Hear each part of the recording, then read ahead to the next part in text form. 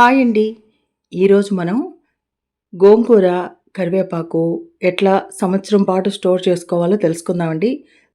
కరివేపాకుని ముందుగా బాగా కడిగి ఆరబోద్దామండి. నీడలో ఆరబెట్టుకుందాం.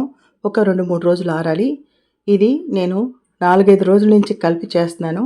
ఒక 5 కేజీల కరివేపాకు తీసుకొని చేస్తున్నానండి. గోంగూర 2 కేజీలు తీసుకున్నానండి. అదే మన పచ్చళ్ళ గోంగూర ఉంటది కదా! ఆ గోంగూరండి. చూడండి ఎంత బాగా వచ్చిందో.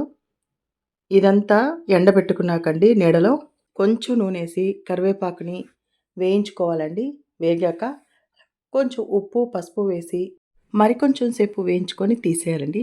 అదేవిధంగా గోంగూరను కూడా అండి, గోంగూరలో కూడా నూనె వేసి వేయించుకొని మరీ మాడేటట్టు కాదండి, కాస్త వేగనిచ్చి ఉప్పు, పసుపు వేసి బాగా వేగనిచ్చి తీసేసుకోవడమేనండి. అంతేనండి.